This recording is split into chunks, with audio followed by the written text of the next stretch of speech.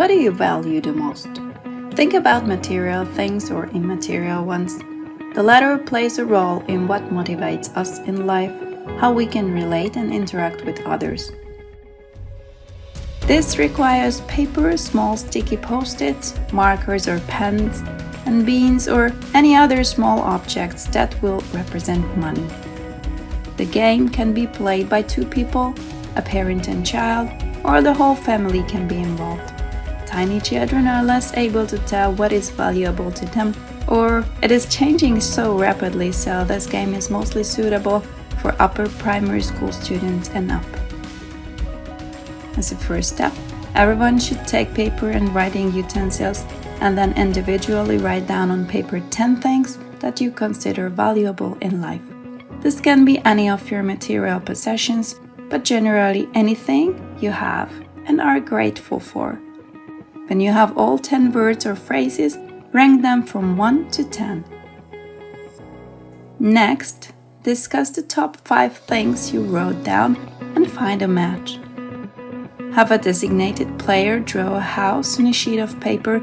It will be a safe home where you can write the matching words so they don't get lost. Then we can return to the 10-item list. Pull out the common items from your own papers and next choose the 5 values that are closest to you. Each take 5 slips of paper and individually, one by one, write the words on them. At this point, the game leader can choose to read out the entire list or look through and select the values he or she likes to talk about with family members. The following is a list of values from which you should choose 5 plus and write them on a slip of paper. Now think about which of the 10 values is most important to whom and put them on the 10 slips of paper in your hand. The real game then begins. The referee distributes 20 beans or other small items to each participant to serve as a currency. Once this is done, swapping and trading can begin. The goal is for all participants to meet and get to know each other's lists.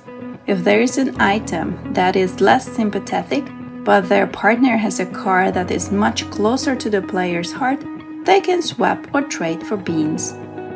The time spent trading depends on the number of participants, but after a minimum of 10-15 minutes, players can be asked to return to their seats and count their possessions. At the end, count how many beans you have and how many values are left. Who is satisfied with their list of assets? Are there any values in their hands that they are less likely to have?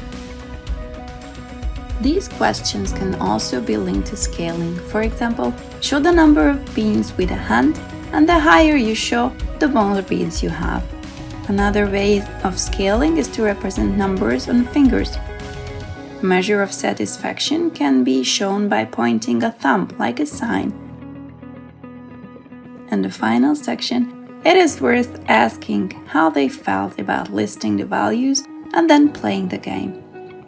You can use the different emotion cards to help you do this, but also can express your thoughts verbally or with a drawing.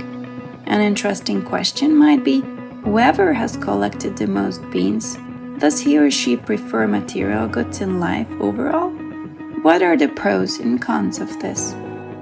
Finally, it is worth discussing who has learned what during this game. It can be put in a word, a short speech, or even a movement, so that everyone can find a way of expressing themselves that suits them. This one creates an opportunity for families to know each other better through discussing our values.